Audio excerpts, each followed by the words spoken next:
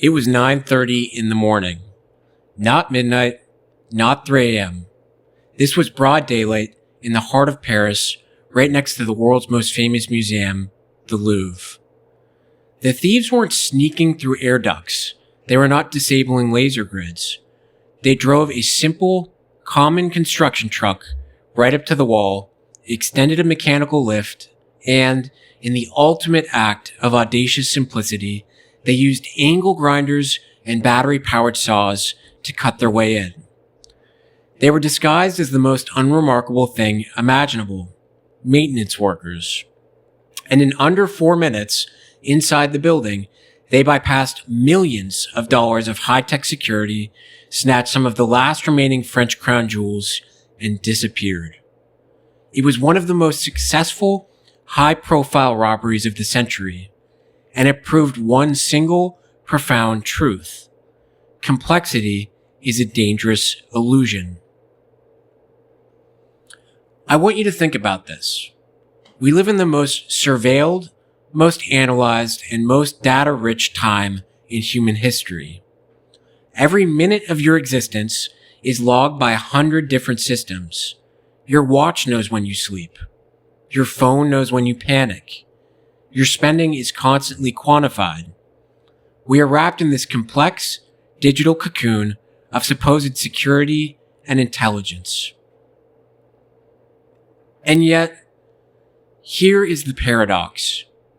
For all this data, for all this hyper-surveillance, are we actually more secure? Are we calmer? Are we more efficient? No.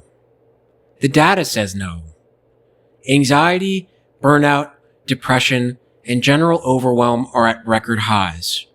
We have engineered these hyper-complex systems to manage our lives, but those systems are actively failing us. And that, fundamentally, is because complexity creates vulnerability.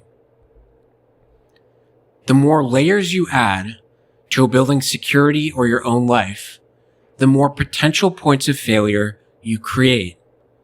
The system is too busy looking for the subtle, theoretical threat that might be lurking in the data, and it misses the huge, physical, simple truth happening right in front of its face.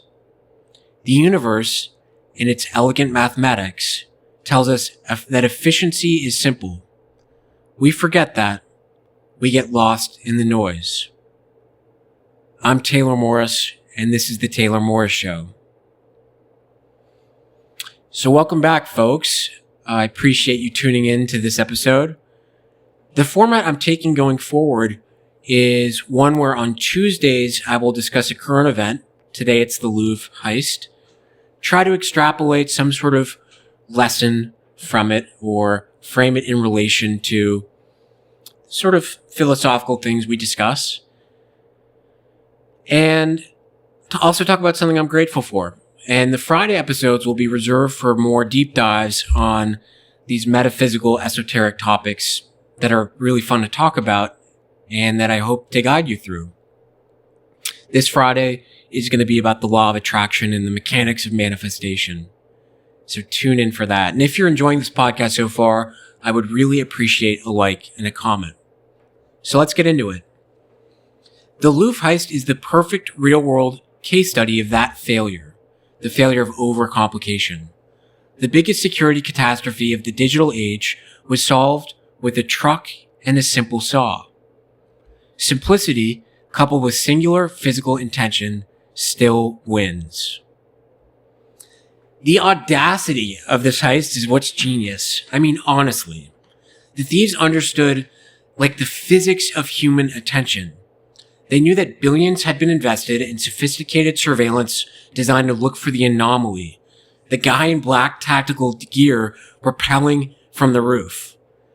So they gave the system the most boring common input possible. Ignore. This is just construction. That is a social hack of the highest order. They exploited the trust we grant to a simple, everyday role. And be honest, if you were there, walking by the Louvre and you saw guys on a lift in construction vests, you wouldn't think twice about it. The Louvre security system was designed to detect a wave of chaos, But the thieves delivered a particle of simplicity. It froze the whole apparatus. Why?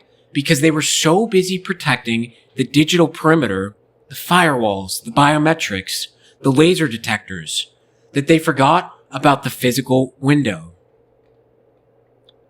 They worried about a sophisticated cyber attack or a high-frequency acoustic drill, and the threat actually came from a ladder and a battery-powered saw. The irony is staggering. It proves that high-tech is irrelevant if you ignore the basics. And I think there's a life lesson here. I really do. And what I mean by that is that this whole Louvre heist is really a mirror for our own lives. We are all that museum director, overwhelmed by complexity and ignoring the obvious structural problems. We are spending all our energy trying to optimize our digital self, perfecting our dashboards, organizing our apps, while the real priceless jewels of our life are being stolen. Our time, our presence, our simple joys. You want to get fit? You download a complex workout app with metrics, social tracking, and badges. But the actual problem is your lack of a simple physical habit. Just putting your shoes on and walking out the door. You're guarding the app fiercely, but the physical threat, the couch, the exhaustion, wins every time. You want better connection? You schedule complex, metric-based relationship check-ins. Social media, LinkedIn, building up this veneer of yourself that you project to the world. But the simple physical truth is that you haven't put your phone down for an hour and given the person in front of you your undivided, simple presence.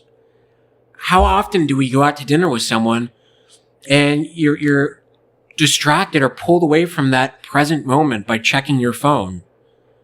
One ritual that one of my brothers does and that I've actually appropriated from him is when I go out to dinner with someone, when I can remember to do this, I encourage everyone at the table to take their phones out and put them down on the table and sort of stack them up.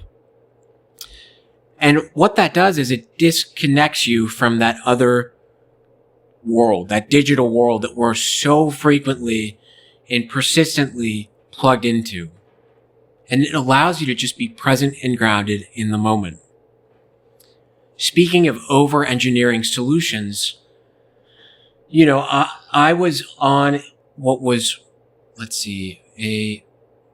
been about a 3-year journey to try and get the sobriety thing right. I struggled with substances for quite a while. I had a functioning life, had a great 6-figure job in corporate America. I'll talk about that another time. Ultimately, through that experience, I learned that the material is actually not what brings me happiness. But the lesson I want to drive home here is when I resolved to get sober, I tried to engineer a solution my own way. Maybe it required a geographic move. I moved to Salt Lake City. Maybe it was a question of renouncing one substance and sticking to others. Maybe it was a question of the people I hung around or the places I hung around. But the truth is, everywhere I went, there I was. And what I had to do was not change geographic locations or my substance of choice. I had to go within. And there's a playbook already out there to do that. I'm not an AA evangelist. It's not a big part of who I am.